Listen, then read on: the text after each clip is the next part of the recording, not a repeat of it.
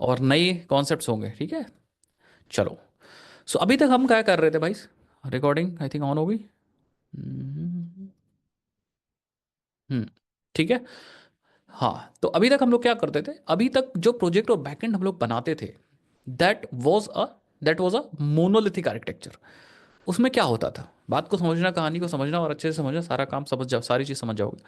अभी तक हमें, जैसे हमने एक फूड ऐप बनाया था, फूड ऐप हालांकि कंप्लीट नहीं किया था, बट आपको एक समझ में आ गया होगा कि हाँ, फूड ऐप की एपीआई हमें बनानी थी, ठीक है। एंड दैट वाज और बैकएंड। बैकएंड, ठीक है, दैट वाज और बैकएंड।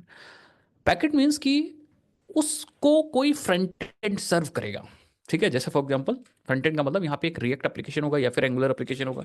एक रिएक्ट एप्लीकेशन होगा, रिएक्ट एप्लीकेशन यूजर से इंटरेक्ट कर रहा होगा, और जब भी जरूरत होगी तो वो बैकएंड से डेटा को फेच कर रहा होगा with the help of APIs. तो बैकएंड सिर्फ डेटा को प्रोसेस और स्टोर करने के लिए, डेटा को प्रोसेस और स्टोर करने के लिए बैकएंड है। Backend will play very important role, क्योंकि जो हमारे फ्रंट एंड है वो अलग अलग भी हो सकते हैं। फ्रंट एंड रिएक्ट एप्लीकेशन भी हो सकता है। फ्रंट एंड कोई एंड्रॉयड एप्लीकेशन है तो वो भी एक फ्रंट एंड हो सकता है, ठीक है। या फिर अगर कोई दूसरा सॉफ्टवेयर है वो भी एक फ्रंट एंड हो सकता है। बैकएंड हमारा एक ही रहता है हमारे पूरे प्रोजेक्ट का। लेकिन इंपॉर्टेंट बात क्या है कि जो हमने बैकएंड बनाया था, अपना सबस्ट्रिंग फूडी का बैकएंड बनाया था यहाँ पे, ठीक है, उसको अब समझना।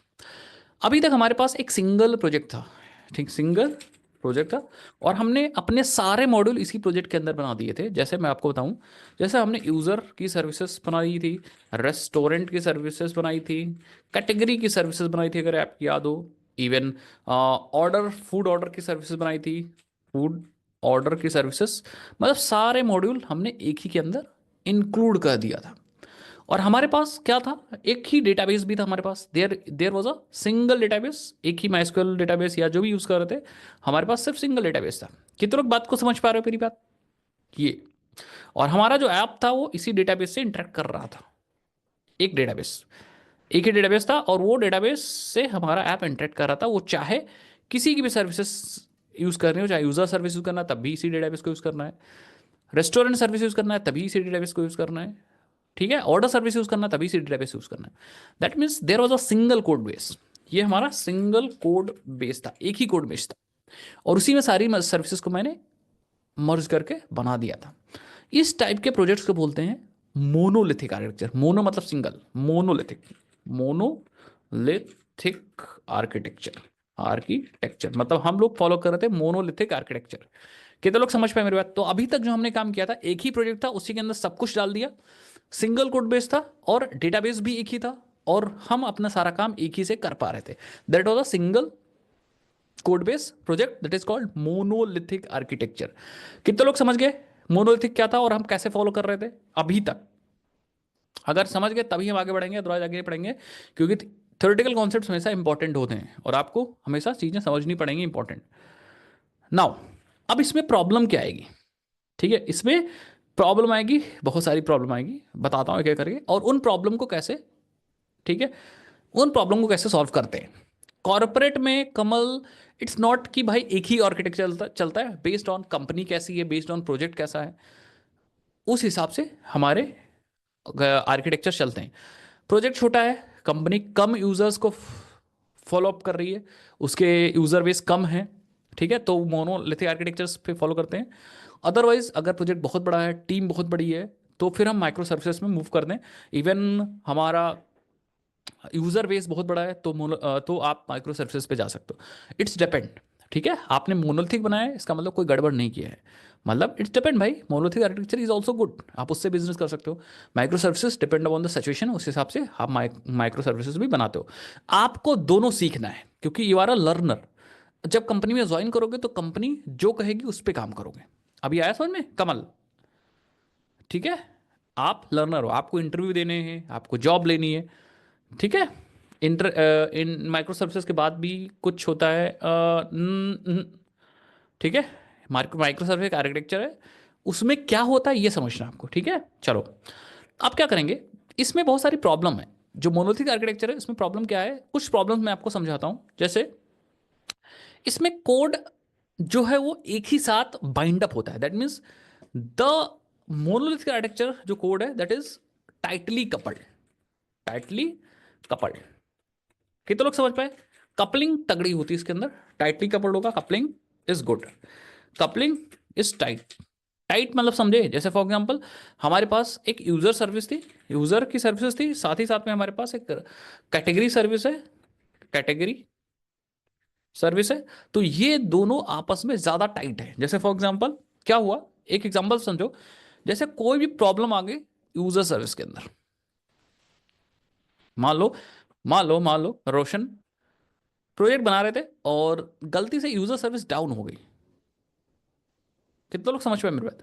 अब यूजर सर्विस डाउन हो गई तो यूजर सर्विस और कैटेगरी सर्विस एक ही प्रोजेक्ट है, तो यूजर सर्विस अगर डाउन हो गई तो it may also effect category service. कितने लोग समझ गए मेरी बात मैं क्या कह रहा हूं? अगर एक में प्रॉब्लम आएगी so that also affect the other services as well, because they are same या they are in the same project, वो सारे एक ही प्रोजेक्ट के अंदर है। तो इसीलिए कपलिंग टाइट है, वन सर्विस में effect to the other service if there is a problem. कितना लोग समझ गए मेरी बात? सो इसका मतलब है कि यहां पे सेंट्रलाइज चीजें हैं। और इसी तरह मान लो कोई न्यू फीचर ऐड करना है, जैसे मान लो कोई नया फीचर ऐड करना है। अब लेट सपोज कि आपके पास यूजर सर्विस है, रेस्टोरेंट सर्विस है, कैटेगरी सर्विस है, ऐसे सर्विसेज है हमारे पास, ठीक है। अब समझते रहना बात को, यहां पे हमारे पास एक पेमेंट सर्विस ऐड करनी है। Let suppose add a new model, add new model. अब नए मॉडल आपने ऐड कर दिया, that is a payment model. Payment model आपने बनाया, लेकिन अब बारी आई डिप्लॉय की, डिप्लॉयमेंट की बारी है।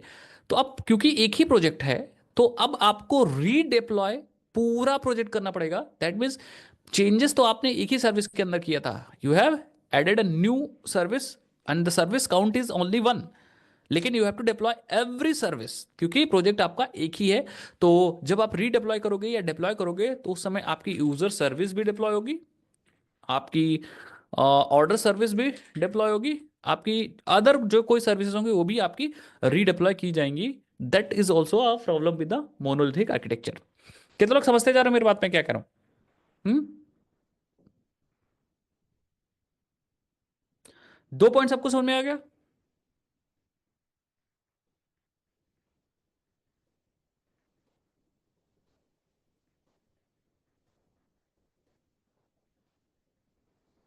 ऐसे करके, हाँ, ये दो स्क्रीन पे क्या लिखा हुआ है सैंतन, आपको समझ में आ रहा है? हम्म,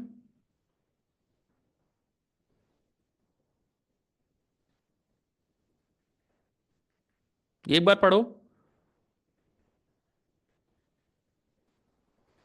वो पढ़ो पढ़ो। पहला समझ में आया? पहला is a tight coupling,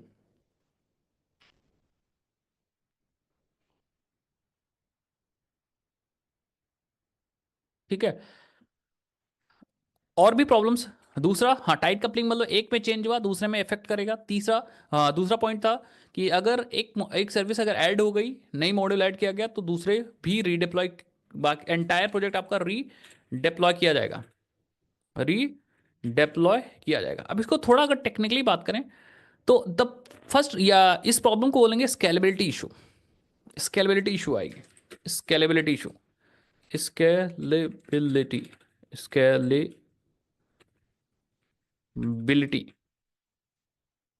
बिलिटी, scalability. कितने लोग समझे? स्केलेबिलिटी मतलब चीजें स्केल करना प्रॉब्लम है, कि अगर आपने एक मॉड्यूल अगर ऐड किया तो आपको एंटायर प्रोजेक्ट फिर आपको रीडिप्लॉय करने की जरूरत है। Scaling a monolithic application require scaling the entire system even only one part of the application needs more resources. कितने लोग समझ गए मेरी बात? सिंपल, स्केलेबिलिटी का मतलब होता है अगर आपने एक मॉड्यूल अगर आपने ऐड किया, चेंज किया, तो आपको इंटायर सिस्टम आपको अपडेट करने की जरूरत पड़ेगी, तो ज़्यादा रिसोर्सेज खर्चा होंगे। इसीलिए माई मोनोलिथिक के साथ ये इशू है, this is issue with monolithic. Next की बात करें, या नेक्स्ट इशू की बात करें, that is a slow deployment and development. इसमें स्लो डिप्लॉयमेंट होता है, स्लो डेवलपमेंट एंड डिप्लॉयमेंट। अब इसका मतलब क्या है कि a small change in one module require rebuilding and redeploying the entire application, slowing down the deployment cycle।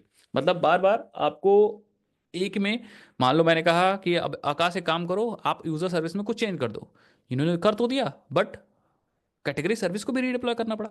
मतलब even adding a small thing inside your project, inside your services में affect to the entire project. तो इससे problem ये होगी कि ये जो slow, ये जो लाइफ साइकिल होगी डेप्लॉयमेंट और डेवलपमेंट की, वो स्लो हो जाएगी एज कम्पेयर टू, क्योंकि बार बार आपको वो चीज़ करनी पड़ेंगी। इससे फायदा, इससे नुकसान और भी चीज़ें हैं। दैट मीन्स कि आपका कॉम्प्लेक्स मेंटेनेंस है, कॉम्प्लेक्स मेंटेनेंस, जो आपका मेंटेनेंस लाइफ साइकिल है, दैट इज अ कॉम्प्लेक्स। क्यों? Over time, my monolithic application become a large and difficult to manage, making debugging, updating, introducing a new feature complex। क्योंकि भाई इसमें क्या होगा, एक ही जाइगेंटिक एक ही प्रोजेक्ट होता है, बहुत बड़ा। तो जैसा जैसा समय के साथ, इसमें एक ही प्रोजेक्ट है, तो समय के साथ क्या होता है, समय के साथ ये प्रोजेक्ट धीरे धीरे बढ़ता रहता है। और जैसे जी धीरे धीरे बढ़ता रहेगा, तो क्योंकि एक ही प्रोजेक्ट के अंदर सब कुछ रखा हुआ, तो even making a changes will be difficult, debugging difficult हो जाएगी, टेस्टिंग डिफिकल्ट हो जाएगी, डेप्लॉयमेंट डिफिकल्ट हो जाएगा। सो इन सब का मतलब क्या है कि आप मोनोलिथिक आर्किटेक्चर में जो प्रोजेक्ट्स होंगे उनको मेंटेन करना थोड़ा कॉम्प्लेक्स होता है। इसीलिए मैंने लिखा है कॉम्प्लेक्स मेंटेनेंस। दूसरी चीज, एक चीज और इसके साथ प्रॉब्लम है, पता क्या है? अगर एक ही प्रोजेक्ट होगा तो टेक्नोलॉजी लॉकिंग हो जाएगी। टेक्नोलॉजी लॉकिंग, लॉकिंग कितने लोग को समझ में आता है टेक्नोलॉजी लॉकिंग? टेक्नोलॉजी लॉकिंग का मतलब, अगर जावा पे प्रोजेक्ट है तो आपको जावा पे ही करना पड़ेगा पूरा project, that is technology locking. अगर आपका जेंगो पे है, so you have to create every feature of the project with the Django framework itself. There is nothing like कि भाई आप आधे प्रोजेक्ट के अंदर जावा यूज कर लो, आधे प्रोजेक्ट के अंदर पाइथन यूज कर लो। जैसे अभी हम लोग का प्रोजेक्ट है, जैसे अभी हम लोग का सबस्ट्रिंग फूडी था, याद करो सबस्ट्रिंग फूडिंग में हम लोगों ने कौन सा स्प्रिंग बूट यूज किया था? जावा फ्रेमवर्क, स्प्रिंग बूट है जावा फ्रेमवर्क, जावा फ्रेमवर्क। अब इसका नुकसान ये है कि हमने सारे फीचर्स जावा से ही बना दिए थे, इसके अंदर हम कोई और लैंग्वेज या फिर जावास्क्रिप्ट या कुछ नहीं यूज कर सकते थे। इसीलिए इसका मतलब ये टेक्नोलॉजी, अगर मोनोलिथिक आर्किटेक्चर आप यूज करोगे तो वहां पे टेक्नोलॉजी लॉकिंग का इशू आपको फेस फेस करना ही पड़ेगा। ठीक है।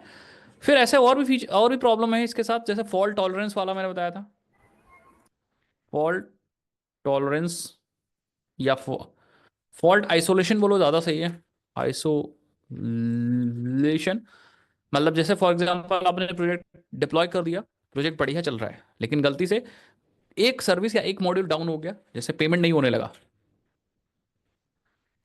लगा, पेमेंट मॉड्यूल अगर गच्चा खा गया, तो मोनोलिथिक आर्किटेक्चर में पता क्या प्रॉब्लम होगी? मोनोलिथिक आर्किटेक्चर में ये प्रॉब्लम आ सकती है कि पेमेंट मॉड्यूल डाउन हुआ तो हो सकता है ऑर्डर भी ना होने लगे, या यूजर को कैटेगरीज ना दिखने लगे। तो मोनोलिथिक का मतलब एक में दिक्कत आई तो पूरे प्रोजेक्ट में दिक्कत आ जाएगी। यस, अदर सर्विसेज में ऑल्सो फेल, सेम प्रॉब्लम या may also fail, that's called fault isolation में नहीं है। A feature in one module can bring down the entire system. समझ गए? अच्छा, और भी दिक्कतें हैं भाई, ऐसा नहीं है, दिक्कतें इसमें बहुत हैं। जैसे अगर एक ही प्रोजेक्ट है तो पता है प्रॉब्लम, सबसे बड़ी प्रॉब्लम है डिफिकल्ट विद या difficult team collaboration. Difficult difficult team collaboration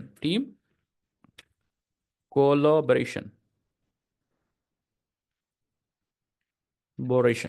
ठीक है, मतलब भाई प्रोजेक्ट एक ही है, तो जो टीम्स काम करेंगी, जैसे एक ही प्रोजेक्ट पे अगर 4 टीम काम कर रही हैं, सिंगल प्रोजेक्ट है, you have a single project and there is a 4 multiple team is working on your project.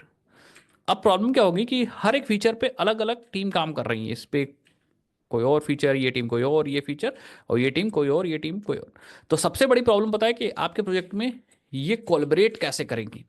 हालांकि उसके सॉफ्टवेयर्स हैं, गिटहब वगैरह आप यूज कर सकते हो, बट मैं ये नहीं कह रहा हूँ नहीं कर पाएंगी, T1 मान लो यूजर सर्विस पे काम कर रही है, T2 मान लो रेस्टोरेंट सर्विस पे काम कर रही है, या T3 मान लो पेमेंट पे काम कर रही है, T4 मान लो मॉड्यूल या ऑर्डर पे काम कर रही है। तो मैं ये नहीं कह रहा हूँ नहीं कर पाएंगी, but there it is difficult, क्योंकि एक ही प्रोजेक्ट है और छोटे छोटे हिस्सों पे काम करना ज्यादा कॉम्प्लेक्स होता है। अब ये असल में, ये चीज डिफिकल्ट होगी काम करना, हर बार अपने अपने फीचर पे काम करेंगे, फिर जाके मर्ज करेंगे, फिर चेक करेंगे कि सारा काम कर रहा है कि नहीं कर रहा है। ठीक है, सो लार्ज मोनोलिथिक जो एप्लीकेशंस होते हैं उनका कोड बेस एक ही होता है. So that becomes difficult. So that becomes difficult to maintain and to collaborate, या टीम कोलैबोरेशन के लिए भी वो ज़्यादा इशू हो सकता है. साथ ही साथ में इशू तो होगा ही होगा, और ये जो कोलैबोरेशन होगा स्लो होगा. हो सकता है कॉम्बिनेशन में कोई प्रॉब्लम आ जाए, कंबाइन करने में कोई प्रॉब्लम आ जाए, तो ऐसे करके ये चीज़ प्रॉब्लम होगी. हाँ, ये सब चीज़ें दिक्कत होती है. और भी डिफिकल्ट होता है, मैंने बताया टेस्टिंग करना भी, एक ही प्रोजेक्ट है तो टेस्टिंग करना भी प्रॉब्लम हो जाएगा. डिबगिंग में भी थोड़ा सा कॉम्प्लेक्सिटी आ जाएगी. ऐसा करके बहुत सारे प्रॉब्लम है मोनोलिथिक आर्किटेक्चर में. कितने लोग समझ गए मेरी बात मैं क्या कह रहा हूँ? अब आप लोग कहोगे कि सर ये सारी प्रॉब्लम है तो ठीक है, बट इसका सोल्यूशन क्या है? The solution of these problem is a the solution of these problem is a what? Micro services architecture. इस सारे सोल्यूशन एक चीज से मिल सकते हैं, हम फॉलो करेंगे माइक्रो सर्विसेज आर्किटेक्चर. अब हमें सीखना पड़ेगा what is a micro services. Micro services क्या होती है और कैसे हम, या कैसे ये सारी प्रॉब्लम को सॉल्व करती हैं. ठीक है, तो माइक्रो सर्विसेज आप बस समझना.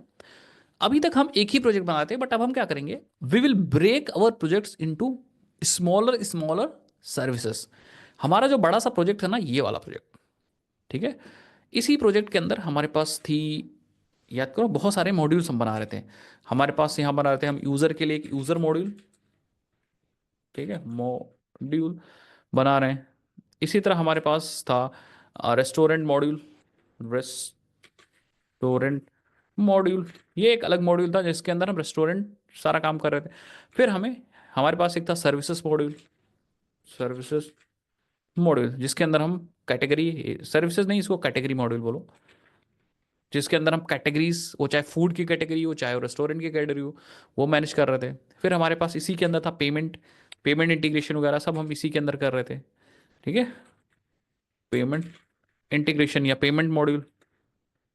तो ऐसा करके बहुत सारे मॉड्यूल हम एक ही प्रोजेक्ट के अंदर डाल रहे थे. लेकिन माइक्रो सर्विसेज क्या कहता है? माइक्रो सर्विसेज कहता है this is a monolithic. This is a monolithic. तो माइक्रो सर्विसेज कहता है काम करो आप, जो आप एक ही प्रोजेक्ट के अंदर काम कर रहे थे, ये सब एक ही प्रोजेक्ट था, अब आप क्या करो? For every service just create a new project. ठीक है, जैसे फॉर एग्जाम्पल यूजर सर्विस अगर आपको बनानी है तो आप क्या करो? इसको एज अ न्यू प्रोजेक्ट ही बना लो. ठीक है, आप इसका नाम यूजर सर्विस दे दो, नाम अपने हिसाब से रख लो, बट इसको कंसिडर करो as a micro service M1 user service. कितने लोग समझ गए मेरी बात? So this is actually a new service. ये एक नई सर्विस ही हो जाएगी, एक नया प्रोजेक्ट ही हो जाएगा. अब वो चाहे आप स्प्रिंग बूट यूज करके बनाओ, चाहे आप जेंगो यूज करके बनाओ, चाहे आप नोड जैसे यूज करके बनाओ, technology doesn't matter. Technology matter नहीं करती है, बट ये एक अलग प्रोजेक्ट ही होगा. अब बहुत बड़े प्रोजेक्ट में एक छोटा हिस्सा, इसीलिए इसको बोलते हैं माइक्रो सर्विस. माइक्रो मतलब बहुत बड़े प्रोजेक्ट से हमने ये हिस्सा निकाला हुआ है, ये हिस्सा हमने यहां से निकाला हुआ है. आया समझ में? मतलब एक प्रोजेक्ट हमने एक सर्विस अलग ही कर दी है, इसी को बोलेंगे it is a one micro service. अब दूसरे के लिए क्या करेंगे? दूसरे के लिए अगेन हम क्या करेंगे? यूजर सर्विस के लिए या रेस्टोरेंट सर्विस के लिए रेस्टोरेंट सर्विस एक अलग से हम माइक्रो सर्विस बना लेंगे, अलग प्रोजेक्ट बना लेंगे, दैट इज M2. ये दूसरी सब माइक्रो सर्विस होगी. इसको हम अलग से बना सकते हो सकता है M1 हमने स्प्रिंग बूट से बनाया था तो दूसरा हम जेंगो से बना दें, या दूसरा नोड से बना दें, बट हम लोग क्योंकि जावा ही सीख रहे हैं तो इसीलिए हम इसको भी स्प्रिंग बूट से ही बनाएंगे, बट टेक्नोलॉजी डजेंट मैटर. ठीक है, तो ये हमारी दूसरी माइक्रो सर्विस है जो हमने अपने बड़े प्रोजेक्ट से निकाला है, इसीलिए इसको हम एक अलग माइक्रो सर्विस बोलेंगे. इसी तरह हम अगेन फिर एक अपनी कैटेगरी सर्विस भी अलग निकाल सकते हैं. ये अलग अलग प्रोजेक्ट ही होगा. ठीक है, कैटेगरी सर्विस, कैटेगरी सर्विस ये भी हमारा M3 होगा. That is M3. चाहे आप कैटेगरी सर्विस बोलो चाहे M3 सब बोल लो, वो डिपेंड करेगा आप क्या बोलना चाह रहे हो. ऐसे करके हम पेमेंट मॉड्यूल के लिए अलग सर्विस बना लेंगे. ठीक है, पेमेंट सर्विस एक बना लेंगे. So that will be a different micro service M4. फिर हम ऑर्डर के लिए हम अलग सर्विस बना लेंगे, that is a order. Sir ये सिर्फ ऑर्डर ही देखेगी. ठीक है, दैट इज अ M5. तो आप कहोगे सर कितनी सर्विस बना सकते हैं? आप डिपेंड करता है कि आप अपने प्रोजेक्ट को कैसे मैनेज करते हो, उतनी सर्विसेज आप बना सकते हो. एंड ये जो आर्किटेक्चर आपका बनेगा, ये पूरा आर्किटेक्चर ये वाला मैं मार्क कर रहा हूँ, आप देखना. ये जो आर्किटेक्चर बन रहा है, ये वाला आर्किटेक्चर, इसी को बोलते हैं माइक्रो सर्विस आर्किटेक्चर. कितने लोग समझ पाए? ये जो पूरा आर्किटेक्चर है that is a micro service architecture, जो मैंने गोला बना दिया है, ये हमारा माइक्रो सर्विस आर्किटेक्चर है. Micro service architecture. अब आप लोग के दिमाग में बहुत सारी चीज़ें आ रही होंगी। आप लोग के दिमाग में आ रहा होगा कि सर क्या ये मेंटेन करना आसान है, क्या ये सारी प्रॉब्लम सॉल्व कर रहा है कि नहीं कॉल्व कर रहा है। उसके बारे में हम लोग डिस्कशन करेंगे एंड हम लोग सीखेंगे सारे प्रॉब्लम का सोल्यूशन कैसे होता है। जैसे जैसे एक सिंपल एग्जांपल समझो। किसी के दिमाग में ये आ रहा होगा कि हम जब मोनोलिथिक पे थे तब तो मॉड्यूल डायरेक्टली कॉल हो जाते थे। अगर जैसे रेस्टोरेंट को पेमेंट चाहिए तो पेमेंट कॉल कर लेते थे, क्लासेस। यूजर को कैटेगरी चाहिए होती तो कैटेगरी कॉल कर लेते थे। दैट मीन्स कम्युनिकेशन बहुत आसान था। इस समय कम्युनिकेशन बहुत डिफिकल्ट है क्योंकि ये अलग अलग प्रोजेक्ट्स हैं। तो सपोज ऑर्डर आ रहा है तो ऑर्डर और पेमेंट का कम्युनिकेशन बहुत जरूरी है भाई। पेमेंट किस चीज का लेना है, कितने लोग समझ पाए मेरी बात? पेमेंट किस चीज का आपको लेना है ये ऑर्डर बताएगा कि भैया ये ऑर्डर है, उस ऑर्डर का पेमेंट रिसीव करो। तो हमें इन दोनों सर्विसेज के बीच में कम्युनिकेशन बहुत ज़्यादा इंपॉर्टेंट हो जाएगी। तो कम्युनिकेशन भी इंपॉर्टेंट है, कम्युनिकेशन एक प्रॉब्लम बन जाएगी आपके माइक्रो सर्विस में। तो कैसे ये चीज़ कम्युनिकेट करेंगे उसका हमें एक सोल्यूशन दिया गया है, उसको हम लोग समझेंगे। ठीक है, हम रेस्ट एपीआई के थ्रू कम्युनिकेट कर सकते हैं। ठीक है, मतलब हम एक एपीआई यहाँ बना दें ऑर्डर सर्विस के अंदर और हम माइक्रो पेमेंट सर्विस से वो एपीआई कॉल कर लें। ठीक है, तो एपीआई के थ्रू कम्युनिकेशन हो सकता है। ऐसा करके अलग अलग तरीके से कम्युनिकेशन हो सकता है, उसे हमें सीखना पड़ेगा। दैट मीन्स जो प्रॉब्लम आएगी उस प्रॉब्लम का सोल्यूशन हमें मिलेगा और उस प्रॉब्लम के सोल्यूशन को हम लोग इंप्लीमेंट करेंगे। तब माइक्रो सर्विसेज आप अच्छे से इंप्लीमेंट कर पाओगे। लेकिन इसके बहुत सारे ऑटोमेटिक फायदे आ जाएंगे। पता है क्या फायदे आ जाएगा? जैसे स्केलेबिलिटी इशू नहीं रहेगा अब। ठीक है, कोड मेंटेनेंस बहुत आसानी से हो जाएगा क्योंकि अब अलग अलग ये project category service different project और ऑर्डर सर्विस डिफरेंट प्रोजेक्ट। तो अगर इसमें कोई चेंजेस करना हो तो सिर्फ इसी को रीडिप्लॉय करना पड़ेगा, इसी में चेंजेस करने पड़ेंगे। ऑर्डर सर्विस में कोई भी चेंजेस करना नहीं पड़ेगा। कल को हमें एक ऑथराइजेशन सर्वर का एक सर्विस लगानी है तो ऑथराइजेशन सर्वर की सर्विस हम अलग से लगा लेंगे और इसको डिप्लॉय कर देंगे, हमें दूसरे से कोई फर्क नहीं पड़ना है। तो हम अब बहुत आसानी से मेंटेन कर पाएंगे चीज़ों को, बहुत आसानी से स्केल कर पाएंगे। फॉल्ट आइसोलेशन भी है अब। जैसे मान लो चलते चलते पेमेंट सर्विस फेल हो गई, चलते चलते पेमेंट सर्विस फेल हो गई मान लो, तो रेस्टोरेंट सर्विस को कोई फर्क नहीं पड़ेगा, ऑर्डर्स अभी भी आते रहेंगे। बस पेमेंट जब कोई करेगा तब वहां पे पेमेंट फेल दिखाएगा, बट ऑर्डर्स अभी भी आते रहेंगे। ऑर्डर का स्टेटस पेड नहीं होगा, बस बाद में हो सकता है यूजर पे कर दे उसे जब हमारी पेमेंट सर्विस चालू हो जाए।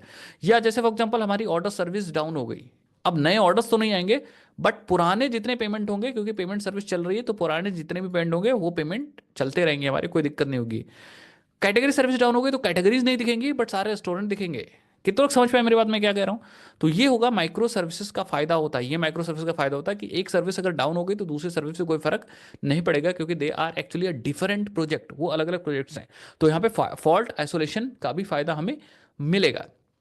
टेक्नोलॉजी डाइवर्सिटी, टेक्नोलॉजी डाइवर्स हो जाएगी अब टेक्नोलॉजी लॉकिंग नहीं होगी। मतलब यूजर सर्विस, सपोज आपकी टीम ए जो जेंगो में मास्टर है तो आप यूजर सर्विस जेंगो में बनवा सकते हो, रेस्टोरेंट सर्विस आप जावा में बनवा सकते हो, कैटेगरी सर्विस आप नोड जेएस में बनवा सकते हो। सो ऑथराइजेशन सर्विस आप किसी में ना लिखो, आप ओपन सोर्स की क्लॉक सर्वर भी यूज कर सकते हो। That means there is no technology locking now.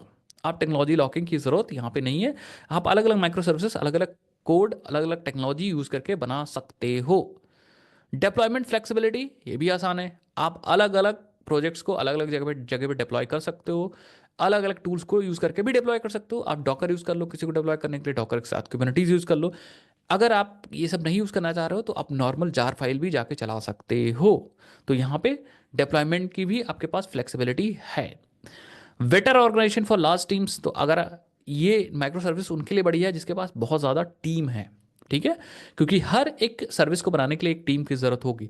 अगर आप सिंगल एप्लीकेशन या सिंगल बंदे जैसे आदित्य कोई अपना एप्लीकेशन बनाना चाह रहे हैं तो उनको माइक्रो सर्विसेज में रिकमेंड नहीं करूंगा, क्योंकि जितने ज़्यादा प्रोजेक्ट्स होंगे तो प्रॉब्लम ज़्यादा होगी उसको हैंडल करने के लिए। तो इसकी लिमिटेशन भी है। ठीक है, तो ये it is a better for large teams या बेटर फॉर लार्ज ऑर्गेनाइजेशंस जिसके पास बहुत सारी टीम्स है। तो मैनेजमेंट इसका मैनेजमेंट वही कर पाएगा जिसके पास टीम है, अच्छी टीम है, क्योंकि हर एक माइक्रो सर्विस को एटलीस्ट 2-3 बंदे चाहिए हैंडल करने के लिए। कितने लोग समझ गए? तो इसकी भी कुछ लिमिटेशंस है, ऐसा नहीं कि माइक्रो सर्विसेज बहुत अच्छी ही है। बहुत सारी प्रॉब्लम जो मोनोलिथिक आर्किटेक्चर के उन प्रॉब्लम को माइक्रो सर्विसेज सॉल्व करता है, बट बहुत सारी प्रॉब्लम भी ये क्रिएट कर देता है। अब जैसे मान लो आपके पास 2 ही लोग हैं और 10 माइक्रो सर्विसेज आपने बना दी, तो अब 2 ही लोग को 10 माइक्रो सर्विस हैंडल करनी पड़ेगी। So there will be difficulty in handling the micro services architecture. But अगर आपके पास 100 लोग हैं तो आप 10 के 10 लोग डिवाइड कर सकते हो 10 माइक्रो सर्विसेज को हैंडल करने के लिए। तो it is better for large organisation और फॉर द लार्ज टीम्स। अभी समझ में आया सबको मैं क्या कह रहा हूं? हम्म। एक क्वेश्चन और आपके समझ आपके पास आ रहा होगा कि क्या इनका डेटाबेस अलग अलग हो सकता है? बिल्कुल। इनका कोड बेस, अगर कोड बेस डिफरेंट है, आप यहां देखो कोड बेस डिफरेंट, ये सारे कोड बेस डिफरेंट है, कोड बेस डिफरेंट है, तो इनके डेटाबेसेस भी डिफरेंट हो सकते हैं, कोई दिक्कत वाली बात नहीं। मतलब कहने का सिंपल बात हो, ये यूज कर सकता है माई स्क्वेल यूज कर सकता है, ये यूज कर सकता है पोस्टग्रेस, और ये यूज कर सकता है मोंगोडीबी। और मैं आपको यूज करके दिखाऊंगा भी, तो टेंशन ना लो कोई भी। मोंगोडीबी, ठीक है। सो डेटाबेसेस भी ये डिफरेंट यूज कर सकते हैं क्योंकि इनके कोड बेसिस अलग अलग हैं। बस इनका काम है कि अपना अपना डेटा स्टोर करना, कहीं भी स्टोर करें, कोई दिक्कत वाली बात।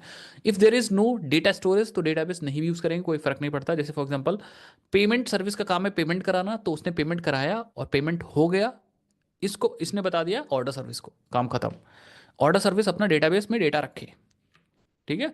Order service suppose MongoDB store कर रही है, तो पेमेंट हुआ कि नहीं हुआ ये सारी इंफॉर्मेशन ऑर्डर डीबी का काम है। तो बस पेमेंट सर्विस का काम है पेमेंट कराना, इसने पेमेंट कराया और पेमेंट हो गया कि नहीं हुआ, किस ऑर्डर का पेमेंट था, ये सारी इंफॉर्मेशन ने भेज दिया ऑर्डर सर्विस को।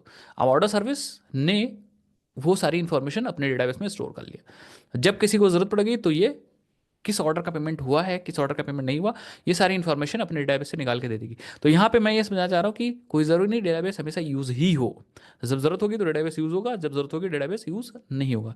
जैसे फॉर एग्जाम्पल ऑथराइजेशन सर्विस है, ऑथराइजेशन सर्विस को ऑथराइजेशन ऑथेंटिकेट करने के लिए डेटाबेस की जरूरत है, तो डेटाबेस यूज करेगा। बट पेमेंट सर्विस को जरूरत नहीं है तो वो डेटाबेस नहीं यूज करेगा। अभी आया समझ में? ठीक है। हाँ, तो ये मैंने आपको फायदे समझाए कि मोनोलिथिक आर्किटेक्चर की क्या प्रॉब्लम्स है, उसको सॉल्व कैसे करेंगे। इसका नोट्स मैं थ्योरेटिकल प्रॉपर दे दूंगा, बट आई थिंक आपको समझ में आ गया होगा। माइक्रो सर्विस के कुछ लिमिटेशंस भी हैं, जैसे मैंने आपको समझाया कि जब आपके पास ज़्यादा माइक्रो सर्विसेज हो जाएंगी तो आपकी लिमिटेड कॉम्प्लेक्सिटी भी बढ़ जाएगी भाई, एक लिमिट से ज़्यादा कॉम्प्लेक्स हो जाएगा ये पूरा सर्विसेज, ये पूरी जितनी सर्विसेज आप बना रहे हो, ठीक है। डिस्ट्रीब्यूटेड सिस्टम के सारे चैलेंजेस आएंगे आपके पास, ठीक है। जैसे इनके बीच में कम्युनिकेशन कैसे होगा, ठीक है। डिले लेटेंसी की प्रॉब्लम आने लगेगी। रेस्टोरेंट सर्विस अगर कैटेगरी कॉल करेगी तो जब एक ही के अंदर था तो जल्दी जल्दी कॉल हो रहा था, बट अब ये दूसरी जगह पे दूसरी जगह पे है, तो इनके बीच में लेटेंसी मतलब डिले आने लगेगा, ठीक है। हो सकता है 1 सेकंड लग रही है रेस्टोरेंट सर्विस कैटेगरी को कॉल करने के लिए, 1 सेकंड लग रहा है, तो लेटेंसी की प्रॉब्लम आने लगी, उसको भी सॉल्व करना पड़ेगा। नेटवर्क फेलियर भी होने लगेगा क्योंकि ये अलग प्रोजेक्ट है, अलग प्रोजेक्ट है, एपीआई के थ्रू कॉल होगा तो नेटवर्क कॉलिंग होगी ना यहाँ पे। तो हो सकता है बहुत बार restaurant service category service call कर रहा है, नेटवर्क फेलियर हो गया, तो नेटवर्क फेलियर के चैलेंजेस भी आने लगेंगे। समझ गए मेरी बात? तो ये सारे चैलेंजेस हमारे बढ़ जाएंगे, डिस्ट्रीब्यूटेड सिस्टम्स में जितने चैलेंजेस आते हैं वो सारे आने लगेंगे, क्योंकि अभी सेंट्रलाइज सिस्टम नहीं रह जाएगा। That this will be a distributed system. हमारा पूरा सिस्टम डिस्ट्रीब्यूटेड है over a different micro services. तो सिक्योरिटी के कंसर्न आने लगेंगे, बहुत सारी माइक्रो सर्विसेज को सिक्योर करना, बहुत सारे ईवारल्स हो जाएंगे, उसके चैलेंजेस आने लगेंगे, तो वो सब हमें सॉल्व करना पड़ेगा। डेटा कंसिस्टेंसी एंड मैनेजमेंट के प्रॉब्लम आने लगेंगे। अभी तक हमारे पास एक ही डेटाबेस होता था यहाँ पे, ठीक है, ये देखो हमारे पास एक ही डेटाबेस होता था, ये देखो। एक डेटाबेस को हम तगड़े से डिजाइन कर लेते थे, ठीक है, मैपिंग्स के थ्रू, मैपिंग के थ्रू कंसिस्टेंट डेटाबेस बना लेते थे, नॉर्मलाइजेशन करके, ठीक है, फॉरेन की वगैरह यूज करके नॉर्मलाइज कर लेते डेटाबेस को, कंसिस्टेंट बना लेते। बट यहाँ पे जो डेटा स्टोर होगा that data will be stored on different databases over the network. आपके माइक्रो सर्विसेज एनवायरनमेंट में आपके पास मल्टीपल डेटाबेस स्टोर होगा, तो चैलेंजेस आएंगे कैसे आप इनको कंसिस्टेंट रखो, तो ये भी हमारे प्रॉब्लम आएंगे, तो उसे भी हमें सॉल्व करना पड़ेगा। तो ये सारे चैलेंजेस हैं। टेस्टिंग एंड डीबगिंग के भी चैलेंजेस आएंगे भाई, कई सारे सर्विसेज हैं। So testing a micro service more difficult and compare to the monolithic architecture. तो उसमें तो एक साथ थी इसलिए प्रॉब्लम हो रही थी, इसमें अलग अलग है इसलिए प्रॉब्लम होगी, तो ज़्यादा चैलेंजेस हो जाएंगे ये काम करना, ठीक है। डिप्लॉयमेंट में भी कॉम्प्लेक्सिटी आ जाएगी, ठीक है, बग ट्रेसिंग में भी प्रॉब्लम आ जाएगी, सर्विसेज डिपेंडेंसी मैनेजमेंट में भी प्रॉब्लम आएगी, लेटेंसी एंड परफॉर्मेंस मैंने बता ही दिया, सिक्योरिटी में भी दिक्कत आएगी, ऑपरेशनल ओवरहेड आ जाएगा, ठीक है। Team coordination and over ownership में भी प्रॉब्लम आ सकती है। इवन सबसे ज़्यादा बड़ी इंपॉर्टेंट प्रॉब्लम क्या आ जाएगी इसमें, कॉस्ट ऑफ द रिसोर्सेस। इसमें कॉस्ट बूम से बढ़ने वाली है आपकी, क्योंकि जितने सर्विसेज होंगे उतने डिप्लॉयमेंट रिसोर्सेज भी आपको चाहिए होंगे, उतने सर्वर्स आपको चाहिए होंगे। तो इसमें जब इंफ्रास्ट्रक्चर आपका बढ़ेगा तो कॉस्ट आपकी खटाक से बढ़ जाएगी। आया समझ में? स्किल सेट आपको ज़्यादा चाहिए होगा भाई इसमें। इस हो सकता है आपने इसमें एक माइक्रो सर एक स्प्रिंग बूट यूज़ करके बना दिया और एक जेंगो यूज़ करके बना दिया, तो अब इसमें स्प्रिंग बूट वाला भी टीम चाहिए और इसमें आपको जेंगो वाली भी टीम चाहिए। अभी आया समझ में? तो स्किल सेट इसमें ज़्यादा चाहिए होगा। तो ये प्रॉब्लम आएंगी, ये लिमिटेशंस है माइक्रो सर्विस की। बट हाँ, माइक्रो सर्विस को बहुत सारी प्रॉब्लम का सोल्यूशन तो देती है, बट प्रॉब्लम भी बहुत ज़्यादा क्रिएट कर देती हैं। तो ये फायदे हैं इसका। पूरा notes I have a full notes मैं आपको दिखा दूँ, मैं आपको दे दूंगा। एंड मैंने कहानी समझा दी है, देखो ठीक है। So all we have all the notes, क्या क्या इसके फीचर्स हैं एंड इवन क्या क्या इसके लिमिटेशंस हैं, इंटरव्यू में आपसे पूछा जा सकता है। और इवन वी हैव देखो कम्युनिकेशन, ये सारी प्रॉब्लम्स जो हैं उसका हम लोग सोल्यूशन देखेंगे, कैसे कम्युनिकेट करेंगे माइक्रो सर्विसेज, कैसे डिस्कवरी सर्वर हम बनाएंगे, लोड बैलेंसिंग कैसे होगा, एज सर्वर क्या होता है, एपीआई गेटवे क्या है, कॉन्फिग सर्वर, ये सब हम एक एक क्लास में पढ़ेंगे, उसको कॉन्फ़िगर करेंगे, एक एक दो दो क्लास के अंदर हम लोग इसको फिनिश अप करेंगे। तो यही सब चीज़ें हमें माइक्रो सर्विसेज में पढ़ना है। कितने लोग को समझ में आई ये what is the micro services and how do we understand architecture of the micro services? ये सारी प्रॉब्लम आएंगे। आपसे पूछा जाएगा what is the micro services, तो आप क्या बताओगे? सब लोग बताओ भाई। हम्म भैया डिटेल में बताना सब प्लीज। आकाश करें भैया, एक डाउट है कि आप एसोसिएशन कैसे सिंक होगी इफ, हाँ तो उसमें हमारे पास चैलेंज आएगा। We have to sync in such a way जिससे हमारी चीज़ें मैनेज कर सकें। हम देखो बाकी माइक्रो सर्विसेज का रिस्पॉन्सिबिलिटी नहीं ले सकते, बट जो हम डेटाबेस स्टोर कर रहे हैं उसको हम लोग अच्छे से कंसिस्टेंट रखेंगे। तो जैसे M1 पे हमने कंसिस्टेंसी बना रखी है, वैसे M2 पे, वैसे M3 पे, वैसे M5 पे, तो ओवरऑल सारा डेटाबेस सारा कंसिस्टेंट हो जाएगा, ठीक है। बट उतना एसोसिएशन या उतनी मैपिंग और कंसिस्टेंसी हम लोग मेंटेन नहीं कर पाएंगे जितना हम लोगों ने अपने मोनोलिथ आर्किटेक्चर में कर रखा था, ठीक है।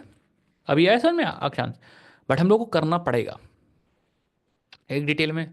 Micro services is a collection of small dependent services that work, yes. तो ये चीज़ तो मैंने बताया डेफिनेशन में, देखो माइक्रो सर्विसेज क्या होती, ये चीज़ तो मैंने बताया। Micro services is a different या micro service architecture design style in which applications are composed of small loosely coupled independent deployment services. तो ये जो मैंने बनाया है ये छोटी छोटी स्मॉल सर्विसेज हैं, ये जो हैं ये छोटी छोटी स्मॉल सर्विसेज हैं, ये सारी स्मॉल सर्विसेज हैं। और ये क्या है, ये लूजली कपल्ड है, छोटी है पहले, लूजली कपल्ड है, इंडिपेंडेंट है, मतलब आपस में डिपेंडेंसी नहीं है, डिप्लॉयमेंट सर्विसेज है, मतलब इनको अलग अलग डिप्लॉय किया जा सकता है। Each service in the micro service architecture design to handle a specific business function. तो जैसे हर एक माइक्रो सर्विस हर एक बिजनेस फंक्शन को स्टोर कर रही है या बिजनेस फंक्शनैलिटी फंक्शनैलिटी आपको दे रही होगी। जैसे ये रेस्टोरेंट सर्विस है तो ये आपके बिजनेस की रेस्टोरेंट से रिलेटेड फंक्शनैलिटी दे रही है। ये कैटेगरी सर्विस है तो ये आपके बिजनेस के कैटेगरी रिलेटेड सर्विस दे रही है। ये आपकी यूजर सर्विस है तो यूजर रिलेटेड सारी सर्विस ये आपको दे रही है। पेमेंट सर्विस पेमेंट रिलेटेड सारी इंफॉर्मेशन या फंक्शनैलिटी आपको दे रही होगी। अब ये समझ में, design to handle a specific business function and communicate with each other. तो आपस में इनके बीच में कम्युनिकेशन भी होगा typically with the HTTP rest APIs, या फिर GRPC भी यूज कर सकते हैं, या फिर मैसेज क्यूज भी यूज कर सकते हैं कम्युनिकेशन के लिए।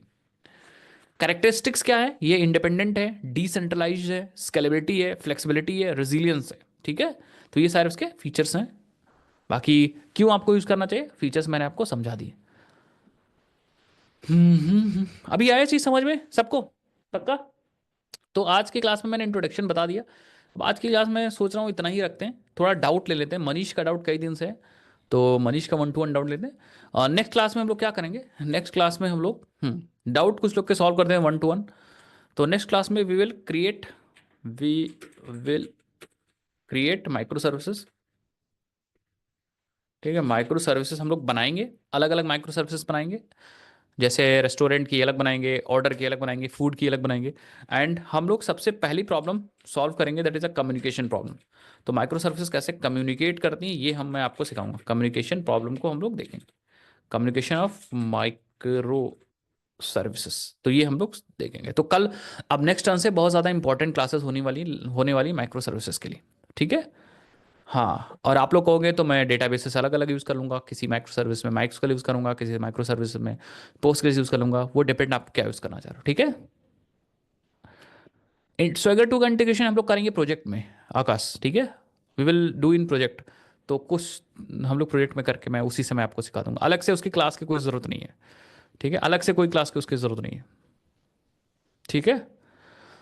Yes, we will use same project for the micro services. हम वही प्रोजेक्ट आपको समझाएंगे कि अभी तक हम लोग ने एक में कैसे किया, और हम लोग माइक्रो सर्विसेज में उसको कैसे तोड़ के करेंगे। सर एमएस के लिए सेपरेट प्रोजेक्ट लीजिएगा। सेपरेट प्रोजेक्ट में राहुल यही दिक्कत रहेगी कि आपको फिर से पूरा सब चीज़ समझाना पड़ेगा, सो इट्स नॉट रिकमेंडेड, उसका सिर्फ टाइम वेस्टेज है। अगर हम अलग से कोई प्रोजेक्ट लेंगे तो फिर से हमें प्रोजेक्ट के बारे में सब बात करना पड़ेगा कि प्रोजेक्ट में ये करना है वो करना है। इससे बढ़िया जो प्रोजेक्ट मैं आपको समझा चुका हूँ कि हम प्रोजेक्ट में करेंगे क्या, उसी प्रोजेक्ट को ले करके और हम आपको माइक्रो सर्विसेज भी समझा दें, इससे हमारा टाइम भी बचेगा और हम ज़्यादा कॉन्सेप्ट को समझ पाएंगे। अभी आया समझ में? हाँ। तो जो हमने फूड सर्विस ली थी, फूड एप्लीकेशन फूड ही ऐप लिया था, उसी फूड ही ऐप को हम लोग माइक्रो सर्विसेज में ब्रेक करके और कॉन्सेप्ट्स को इंप्लीमेंट कर देंगे। इससे फायदा होगा, हमारा टाइम बचेगा, और उस बचे हुए टाइम में हम कुछ क्यूबरनेटीज, डॉकर, इन सब चीज़ के डिटेलिंग में चले जाएंगे। समझ में आया? तो मनीष कहाँ गए? मनीष के सबसे पहले प्रॉब्लम सॉल्व करते हैं आज।